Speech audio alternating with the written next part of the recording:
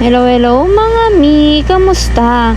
Yung video ko nga pala nito is nung nakaraan pa dahil nga nakalimutan ko siyang i-edit. Kaya naman, eto na, dahil masasayang lang siya sa gallery natin, syempre i-upload natin yan. By the way, ayan, pauwi na nga ako dyan. At ang binili ko nga lang pala is 2 bigas at mga baso at mga frozen foods. Dahil nga hindi nga tayo pwedeng mauubusan ng mga frozen foods. Dahil nga maraming nanay ang umaasa, lalo-lalo na sa madaling araw pa lang ay nagluluto na sila ng pambaon ng kanilang mga anak. Kung napapansin nyo nga tong lugar na to, dahil lagi ako dito nagbibideo pag pauwi na, is konti lang kasi yung tao dito. Alam nyo na, nahihiya pa tayong mag-video. And fast forward nga, ito nga't nakauwi na tayo. At syempre, nakita natin si Papa Jom, ang asawa ng aking Frenny. Oh, dahil makikita mo to, shout out Papa Jom and Jana ni Val.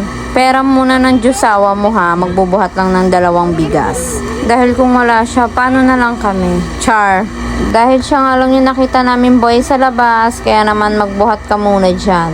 Dahil natsyempohan ka, buhat ka. And after nga niyan, pinagpapasok ko na nga pala tong aking mga pinamili. Ilan nga lang yan, dahil alam nyo na, nakabudget lang ang ating puhunan. Kumita ng gabi, ipapamili naman kinabukasan. Hay, buhay tindera nga naman. Sanay na tayo sa mga gentong senaryo. And after ko nga mababa lahat ng mga pinamili ko, is papark na natin itong ating Montero fully paid. At ayan nga, dyan ko nga lang siya binaba sa pinto at iurong-urong na lang natin siya at lalagay sa rep yung mga frozen foods. At meron nga isang batang nakakuha na kagad ng ating paninda at kinalat pa. Andyan na talaga lahat ng tubo.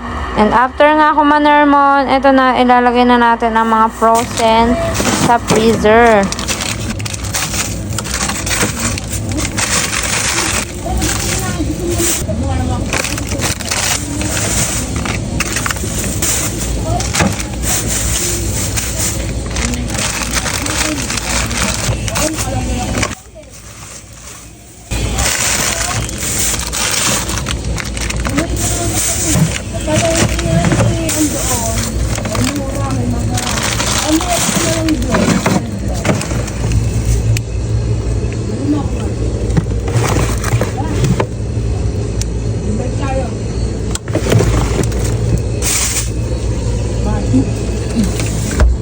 And fast forward na nga to, ito nga at may nangyari sa aming lababo. Kaya to the rescue na naman ang aking father.